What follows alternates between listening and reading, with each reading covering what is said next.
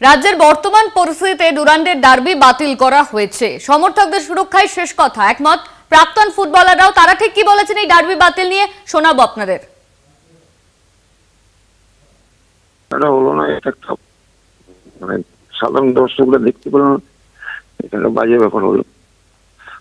আর যা হচ্ছে যা চলছে, খেলা বন্ধ হয়ে ভালোই করেছে, প্রতিবাদ দরকার।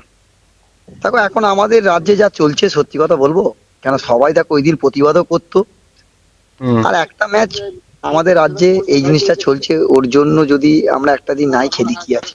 হয়তো ঠিক আছে, ফুটবলে অনেকে টিকিট কেটেছিল, হয়তো আসতে পারেনি বা এনজয় করতো, সেটা দেখো এখন যে যেরকম পাচ্ছে সেরকম ভাবে নিচ্ছে এটাকে। কেউ মনে করছে বন্ধ করতে হবে, কেউ মনে করছে বন্ধ করতে হবে না। চলো, যদি বন্ধ করে কারোর যদি ভালো হয় তো ভালো জিনিস না।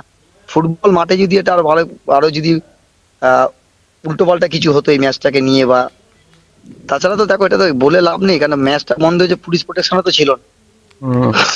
তাহলে কি করে করবে? এত দর্শক মাঠে আসবে, পুলিশ প্রোটেকশন না থাকে তাহলে সেই ম্যাচটা করাটা মুশকিল। আর যেখানে ম্যাচটা কি কলকাতা লিগের ম্যাচ ছিল না ডুরান্ডের ম্যাচ ছিল? ডুরান্ডের ম্যাচ। তাহলে ডুরান্ডের ম্যাচ ছিল, দায়িত্ব কার? আর্মি। আর্মি। তাহলে আর্মি যদি বুঝে থাকে এটা করতে হবে, যে এখানে আর্মি লাস্ট কথা বলবে, সেখানে আমাদের তো বলে কোনো লাভ নেই। আর্মিরা যদি সাহস না পায় তো আমরা করবো, আমরা কি বলবো?